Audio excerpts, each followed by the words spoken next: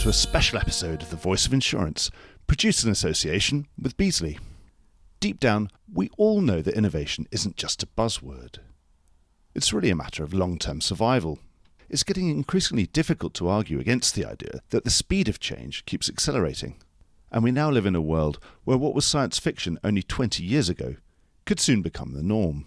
For instance, who would have guessed that the majority of our growing energy needs are going to be almost entirely met by novel green production methods within the next 25 years, perhaps even including scaled-up nuclear fusion within the mix?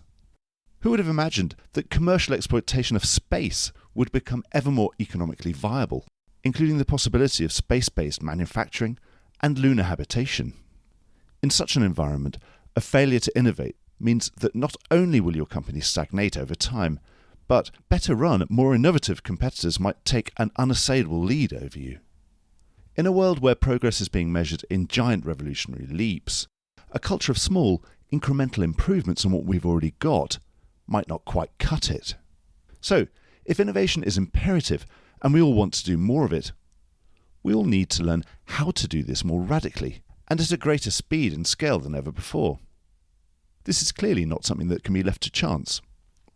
This begs the question of whether there's a way of bottling up and distilling what the most innovative companies and business units do, so we can try and be more like them. And that's what this special episode's all about. For one, is there such a thing as an innovation mindset or methodology? And more importantly, can we capture it, codify it, and embed it throughout large and complex organisations?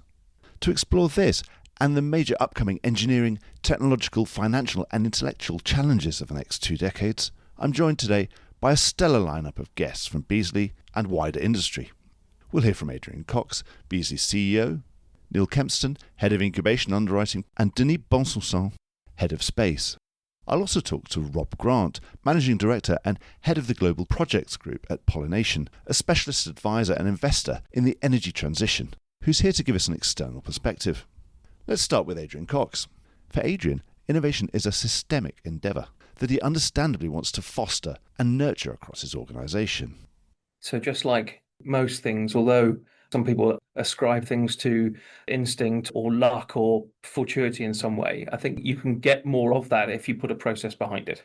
And I think the same applies to innovation. If you apply yourself to doing it in a systematic way, you're more likely to be successful at it. I think that's true. Adrian highlighted the importance of a systematic approach, and he distinguished between 2 types of innovation: contiguous and brand new. Contiguous innovation refers to adjacent developments building upon existing products or services. This is often easier to achieve, as new opportunities naturally arise in the specialty insurance world where new risks constantly emerge from existing classes. So cyber emerged from tech E&O. We had what we call virtual care, which emerged from miscellaneous medical and the growth of the telemedicine industry. We had Safeguard, which is our physical abuse product, emerge from employment practices liability. But we all know that people do things because they're incentivised to do so. Adrian acknowledged that sensibly designed incentives definitely play a role. If you reward your risk takers for taking risk intelligently, that stuff will more naturally happen. So it's definitely nothing to do with luck. It's all about design. Who was it? Was it Arnold Palmer that was accused of being very lucky? The harder I practice, the luckier I get. I think it's the same sort of thing, really, isn't it? So is it really down to creating a methodology, saying, right, we want to innovate, so therefore we're going to do thing number 1, then we'll do number 2, and then if that doesn't work, we'll do number 3? Is it almost having something written down and saying, well, okay, we'll try this, and instinctively, which one we'll follow it up in a more scientific way? To that point, we discovered that projects that were done to the side of your desk where underwriters were doing their normal job and doing research into other things tended to drag on a bit. So we brought in some specific resource that could help with product development, some wordings and research and all the rest of it, just so these things can kind of move on a bit more quickly than they would do by themselves. By the way, Adrian was right. The quip about practice making you luckier is a famous quote from Arnold Palmer, the great golfer of the 1960s. However, the real challenge lies in that brand new innovation we mentioned at the beginning, i.e. the kind that isn't just an iteration of something you already do. I think the brand new is more difficult because the risks are less well known and understood. and risk takers are less likely to want to take on that exposure themselves if they have to take the upside and downside risk, the downside risk in particular. And so we had to think about that slightly differently in Beazley, which is why we started our incubation unit, which I think you've interviewed Neil already. He runs that, and that allows us to experiment in a controlled manner into new products and new risks where people aren't exposing their own business units to the real unknown. This incubation unit is crucial for exploring emerging risks without exposing the core business to undue uncertainty. Adrian likens this approach to that of a venture capitalist, acknowledging a high failure rate but banking on significant returns from the experiments that are successful. And that's partly what the incubation unit does. You're expecting a relatively high failure rate in something that's brand new or nascent. And we've had lots of things go through there. Most of them don't work, but some of them do. And that's what it's for. I think that it's clear that the first thing we've learned today is that if you really want innovative new product development to accelerate, you need to allocate dedicated resources to that end. A structured approach combined with rewarding intelligent risk-taking helps normalise innovation as part of your culture, rather than something scary or separate. Adrian said it should be part of what you are and what you do to experiment a bit and try to figure out where you can take your product next. This also extends to hiring, where companies should look for natural curiosity as an asset in prospective employees. It's time to hear from Neil Kempston, who runs Beazley's dedicated innovation resource, the incubation unit. I asked Neil what exactly was the role of his team. There's a lot of different choices you can make when you pick the title for this kind of function. And one of the ones that was explored when this was being dreamt up and put together as a strategy way back before 2020 was innovation is a route to achieve stuff in insurance, and that is a way to describe it. But what we wanted to do at Beazley is recognise that we have expertise across the group who are very busy. And because they're very busy, that means they're deploying that expertise on something that they're very good at.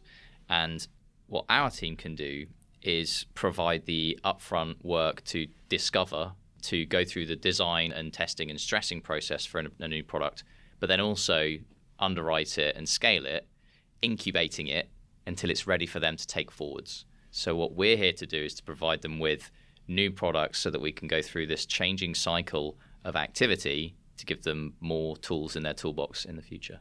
So the team steps in when core business units are too busy with their day-to-day responsibilities to devote time to speculative new product development. It's a specialised role designed to ensure innovation actually happens, rather than relying on passion projects. But how does the firm measure success? We're measured on taking products through our process effectively.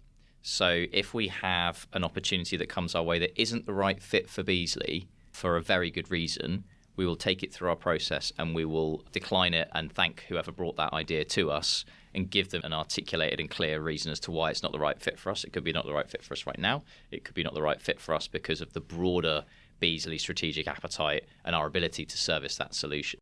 Neil explained that focusing solely on the number of projects launched could provide the wrong incentives. Instead, the goal is to apply the methodology consistently. I asked Neil where all these new ideas come from. Everywhere.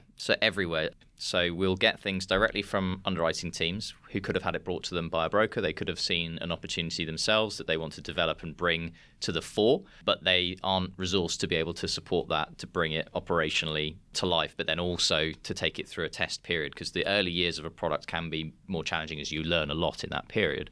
That's one side. We get direct outreach from brokers directly to our team as we sit. We're lucky to have a good brand that provides us with a good representation of the innovation that we put out there more broadly, which means we attract interest from brokers, but also directly from potential MGAs, insurtechs. We're active participants in the Lloyd's Lab, where we're mentoring different organisations through different cohorts. Lots of different places, different industry bodies we're part of, inside and outside of insurance as a group as well.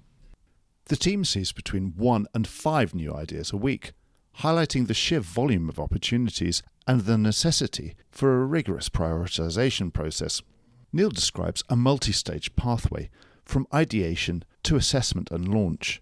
A key part of the assessment is determining buyer urgency, not just market size. So we do have a series of decision gates between each one. So we have the kind of ideation stage, which is where just collecting information. We have the assessment stage where we look at that product. We're trying to understand what the kind of crucial opportunity looks like. Very consistently, we ask a very specific set of questions, which is, what is the addressable market? How truly big is the addressable market? But that's not the only answer to that part of the question. We have to understand the buyer urgency, and does that exist? Because while there can be a giant market, do the buyers need it now? This process also includes formal governance with underwriting and executive committees, ensuring buy-in and assessment from risk, compliance, and conduct perspectives. The launch phase typically involves a pilot to understand how the product works. The process adapts to different risk types. For shorter tail risks, incubation might be quicker, typically between 1 and 3 years. Longer tail solutions, however, require more time to mature. Neil explains that the team is disciplined, even winding down solutions that haven't scaled, despite market interest. And what about the concept of failing fast? I asked if this was an awkward idea to embrace within such a naturally conservative industry as insurance, where we tend to prefer to project an air of solidity and stability. Failure for me is losing learning. So if we've launched a product, we've done all the right things, we've really tested it, we've gone out and spoke to tens or hundreds of clients, we've captured all of that information, and then we bury it somewhere and never to be found again, that for me is failure, because we can launch the right product at the wrong time. So if it's a consecutive hard market again and again and again on compulsory lines, the purchasing capability of risk managers is depleted. When things change, then there's more opportunity to try new solutions, to see them work, to go through the claims process. All that kind of good stuff will give the right time and the right chance to grow these things. So people use the word, have you killed a product? We would never kill a product. What we would do is put it in storage, so that learning can either be used to reformulate that solution to something that makes sense for maybe a different market or a different time, or to take that learning and apply it to our existing products or to a brand new product. Neil's approach directly challenges the natural conservatism of the industry, which isn't used culturally to any idea of failure, let alone failing fast.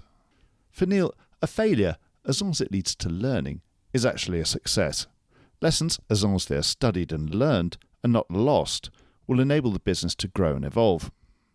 Another challenge Neil's team addresses is cross-class ideas, where a new risk might span multiple traditional lines of business. The incubation unit acts as a neutral ground to test these out and determine the best fit for future ownership within Beazley's specialist product teams. Here's an exchange on the topic with Neil.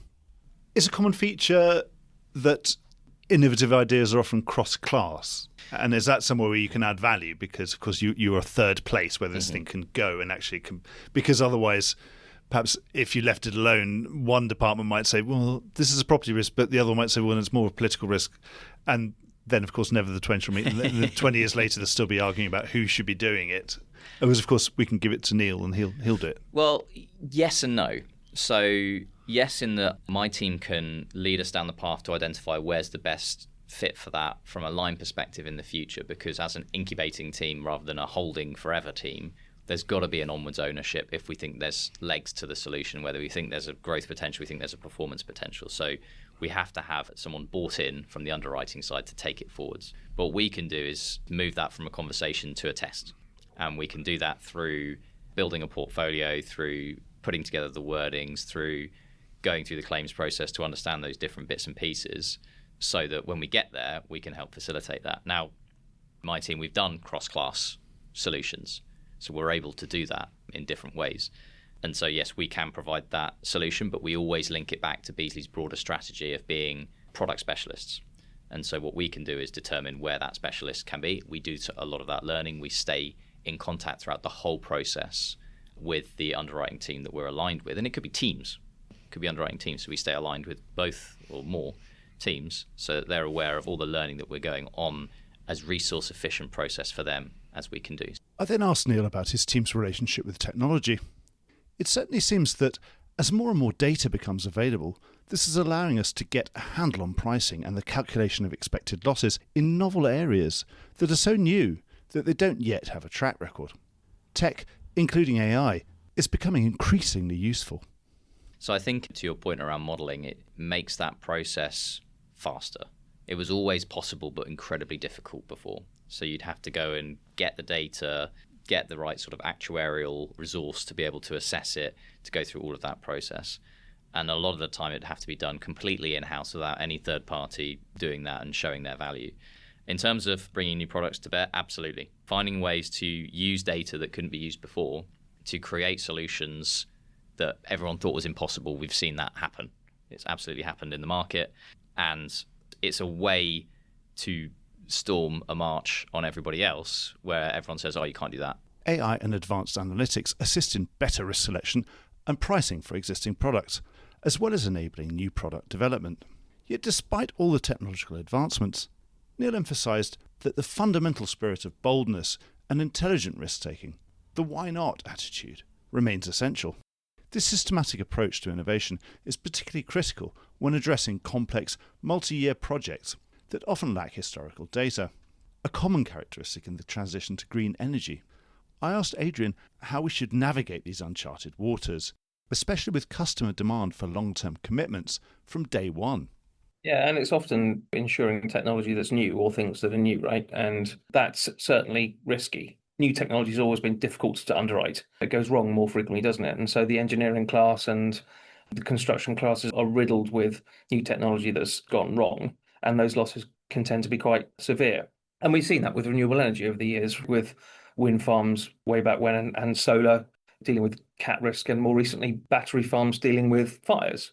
Adrian highlighted the need for insurers to be involved from the very beginning, collaborating with clients, banks, and even governments to define what is insurable. This is also evident in new areas like carbon capture.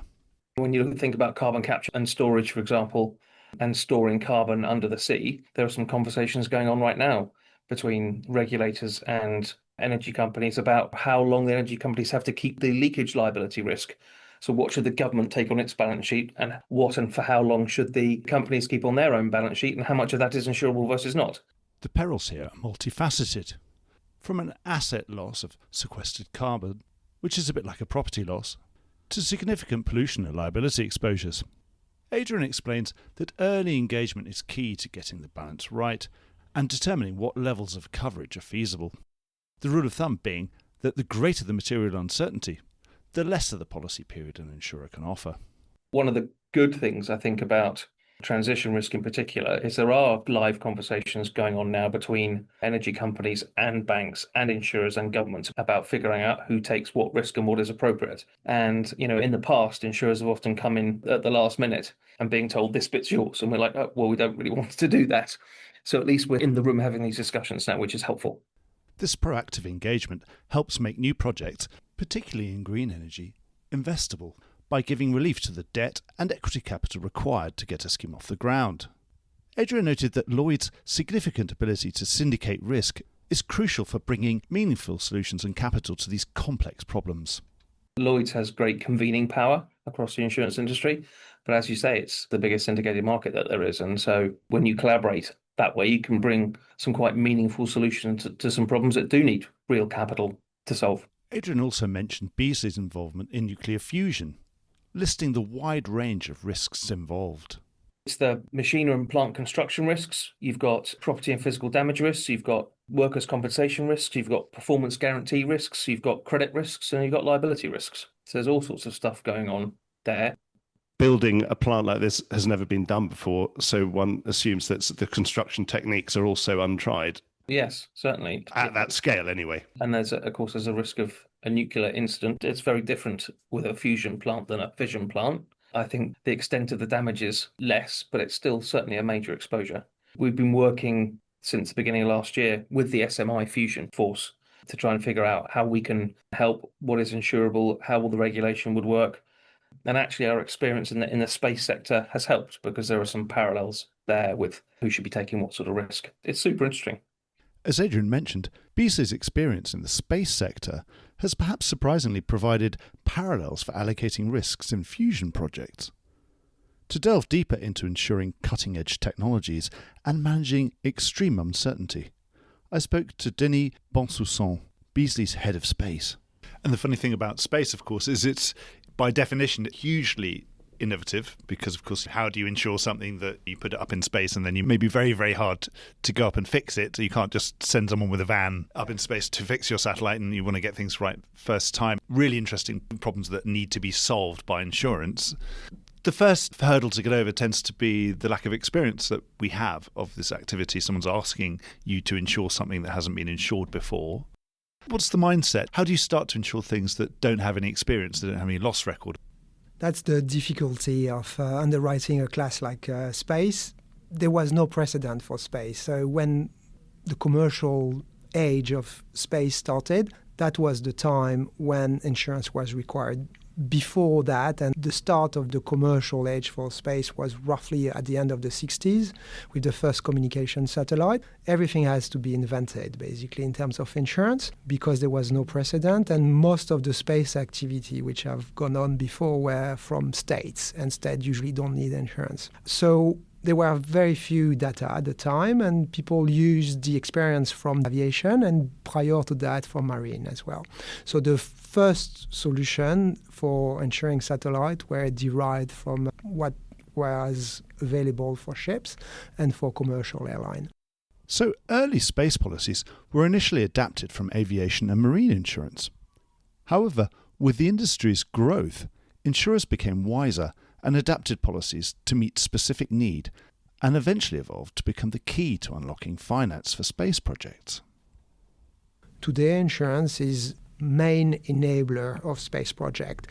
Without insurance, you don't have finance, and those space projects required a lot of capital, and you have banks and institutional loaner which are requiring insurance in order to protect their investment and their loans. So insurance is a requirement, and without insurance, you don't have a project and you don't have the capital to develop it. Insurance quickly became one of the largest budget items for space projects, alongside launch and building costs. The technology in space never stops evolving. This necessitates the highest reliability, which insurance aims to cover. So, what are the key lessons learned from insuring an industry like this? You have to be able to deal with uncertainty, and you have to be able to deal with low sample. So basically, all of that is counterintuitive to the principle of insurance, where usually profitable insurance underwriting is using a very large sample, having good model that's going to give you a reduced level of uncertainty, and you know what roughly is going to be your level of claim. Once you know your level of claim on any given year, you're going to be able to measure how much profit you want for this class of business, and that would drive your price and your appetite. Here for space, but that's also valid for other very innovative class. You're facing two main hurdles. One is a very low volume of risk, so a very low sample. So the law of great number doesn't apply. So basically, model don't really apply. And again, it's very difficult to find models because you don't have really homogeneity in the type of risk you're insuring. I like to say that every satellite or every rocket is built by hand. So no two of them are really quite the same. Absolutely. It's like building a Ferrari, essentially. It's built by hands. It requires about 2 years to build a satellite, and every single satellite is very different and made in a bespoke way according to the requirement of the buyer. So each satellite is bespoke, making it difficult to find patterns for traditional models. And what's more, the evolution of technology is very fast, meaning that a satellite launched today would contain significant innovation compared to one launched even 2 years ago. So what's the solution? Again, I think the idea is to have a disciplined approach. And the disciplined approach, I think, is based on two elements. One is really understanding the technical parameter of the risk you're insuring and what are the real pain points and requirements of the insured.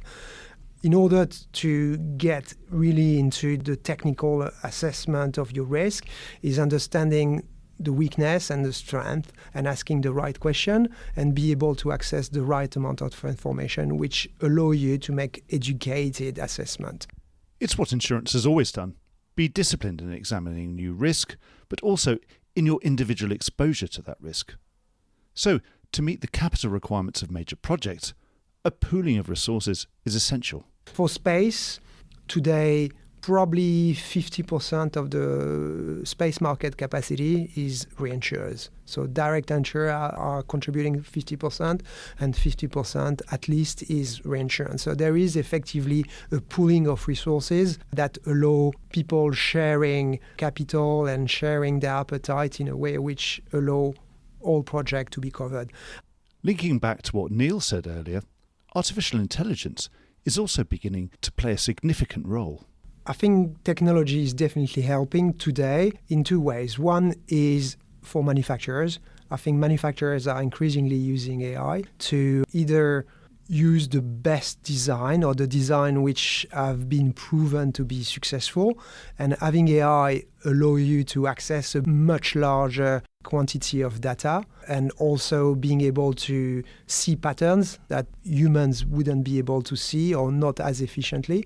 So manufacturers are definitely relying more and more on AI, and there is definitely ways where AI could be used to improve again the reliability and the performance. So we're seeing that happening, and we're also seeing AI being used by operator of satellite in a way, for example, collision avoidance in orbit. Everybody has heard about the low orbit being more and more congested.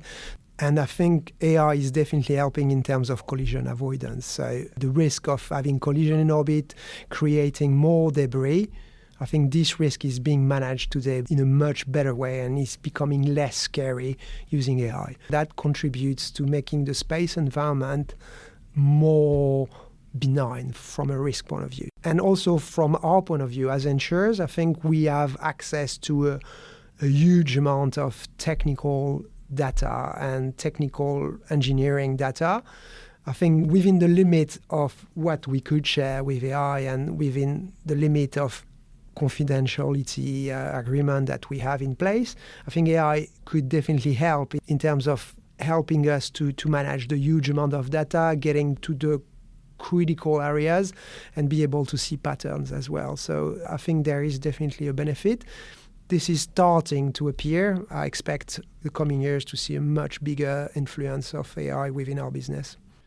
So AI is helping to build better satellites and making them less likely to crash into one another. I then asked Denis about Beasley's work on nuclear fusion, which is something he's directly involved in.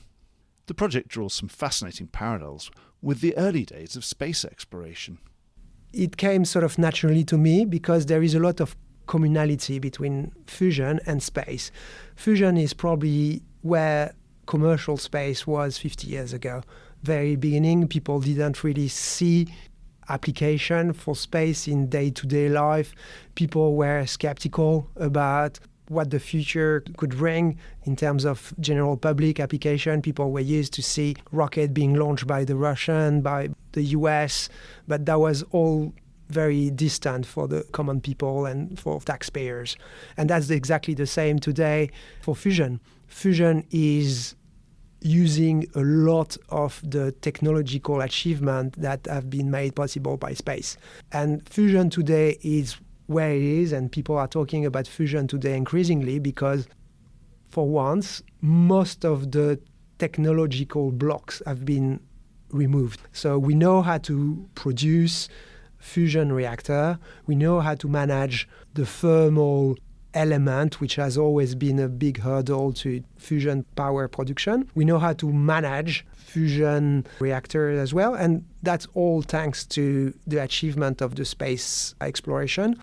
Thermal issues have always been one of the main elements for space assets, not only for ascending to space, where the amount of energy and the thermal requirement, for example, in rockets are enormous, and you need to elaborate new materials to be able to support those very high temperature and high pressure. Magnets, which is a key technology for fusion, are also being developed for space application, and computing. Today, the management of all those thermal and magnetic interaction are being made possible by high advance in terms of computation. For example, when you see Elon Musk and SpaceX being able to land a rocket, literally, this is made possible by all the improvement in computation, which allow microsecond management of navigation for those rockets, and which are basically able to manage millions of parameters in real time. And that's what you need to manage the thermal flux within the fusion reactors. Now, the challenge for fusion is to scale up. So space technology is showing the way for fusion to be able to become commercially viable. And as we should all know by now, the role of insurance in fusion is similar to its role in any other commercial activity, making it more easily investable and addressing the public perception of the risk. Denis also clarified that fusion is inherently safer than fission. I think insurance wants to be one of the first mover into fusion because, again, it would bring comfort to investor, and that's what required to enable the business to scale up and start producing in mass. And second thing, it will also help to clear regulatory hurdle and also the general public. If you know that an activity is going to be insured, that give more comfort to the general public. It's 100% cleaner. There is no waste. The only waste is water or water vapor. There is no possibility of any explosion in the way that the nuclear fission scenario, there is no meltdown. So fusion is safer and cleaner, like having a little sun on the Earth.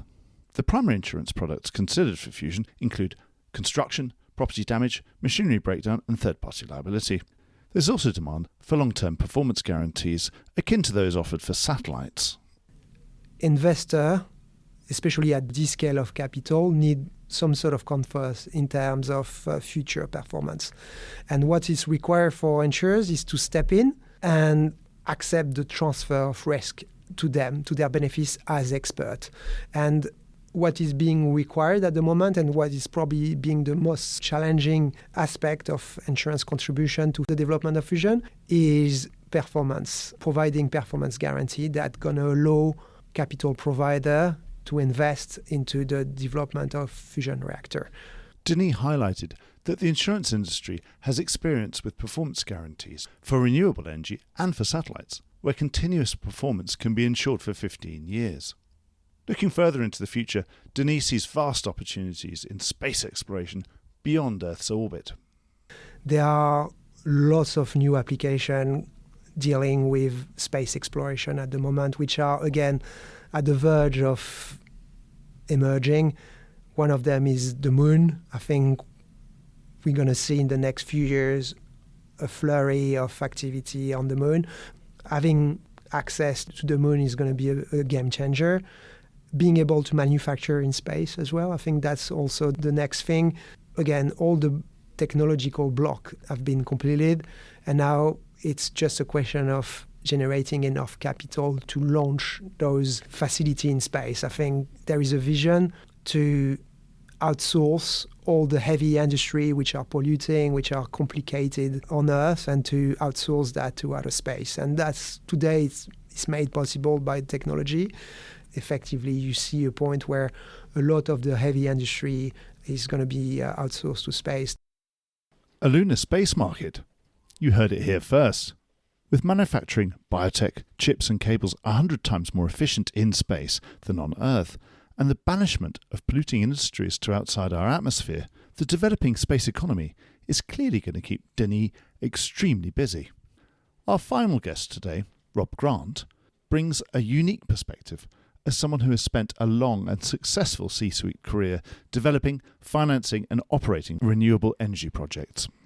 Pollination Group is a climate change advisory and investment business with major backing from financial institutions. We have got a focus on climate, nature and carbon, and really have come here to do the principal investment area of work or utilising the balance sheet of Pollination to originate and develop projects in what we call the hard to abate sectors. And that's really outside the decarbonisation of the electricity system. I asked Rob what opportunities he was most excited about. I'm most excited in the first instance that we now have the economies of scale in manufacturing of renewable energy technologies and the resulting economics causing the energy transition to be predominantly an economic one now, with decarbonisation as a byproduct. Now that renewable energy, particularly solar and wind, is cheaper than fossil fuel production, this is making the long-term switch to renewables an effective business certainty. But this rapid change and the democratisation of energy production is creating the need for a more distributed and complex power grid. Now we've got this amazing democratisation of energy that renewable energy has allowed, particularly solar, where the grid connected and utility scale renewables is dispersed, and it's in a lot of communities and a lot of regional areas. And at the residential level, particularly in Australia, it's a high level of penetration. And that is giving, for the first time, consumers the choice about being generators, users, and storers of energy all within their household. And technology and some regulation is really unlocking all of that. Rob explained that the efficiency and reduced cost of wind and solar, along with the development of lithium-ion batteries, is creating a trifecta of bankable technology, high gearing and insurable assets. Rob also emphasised the crucial role of insurers in understanding and advocating for climate science, given their direct exposure to its impacts. The industry needs to and does speak out about that risk, because there's a lot of political dogma and weird views about the science that plays out in a lot of discussion globally about do we or don't we have climate change, and therefore do we or don't we need to do anything. The numbers don't lie. So clearly losses are increasing as a consequence of the impacts of climate change weather events, and understanding those by the industry that suffers or benefits the most first is a really important role to play. Rob's here representing our customers, so from his perspective, what are project developers and their backers looking for from their insurers in this evolving landscape? As a project developer, as a renewable energy independent power producer, we needed to be producing projects that were institutional capital, be it debt or equity, investment ready and insurable. I mean, I think that's the other aspect. If you want to maximize your returns, you then use technologies that are bankable. If it's bankable, you can get high gearing. The banks want wraps around everything, both on delivery and operations. A large part of that sits in insurance, both for on time and on risk/budget delivery, and then through ops, managing business interruption and other outage risk. So there's a huge amount insurers can do. In the first place, be crystal clear on what's insurable and what isn't, and then provide all the delivery, performance and operational covers to allow banks and equity investors to maximise their impact and returns on capital. Rob sees the energy system of the future as one with highly diversified generating assets, geographically spread out and connected to millions of households. While this offers diversification at a physical production level, making it better in terms of risk profile, it also introduces new risks that insurers could help with, particularly related to technology and cybersecurity. At a physical production level, much, much better, but it's unlocked through technology. So the ability to have that diversification and the smartness of that grid is a technology-driven. So if you think about the distribution company typically having a relationship physically with you at your meter box, that's the point they connected, and behind the meter box, you basically, it was all you were private and you did what you liked and the grid just provided you dumb electrons. The distribution company should now be able to think about, and with the support of the owner, to say, well, I want to come behind your fuse box and your distribution box, and I want to see how your EV is charging and when we should charge it and when we can discharge it, and maybe we should turn off your pool pump or your heat pump just for the peak period in the grid. That's all unlocked through the Internet of Things and the smartness of the demand side. But that's clearly a big impost for the cybersecurity and other technology aspects of the industry, which are risks emerging. And I guess insurers deal with areas like that that have always had high cyber risk, and bringing that learning across to our industry as we start to really integrate with the household level. At the millions of customer scale is going to be really interesting. So watch out for much greater localised exposures and a major increase in institutional demand for cyber products as utilities get into a much more intimate relationship with their customers.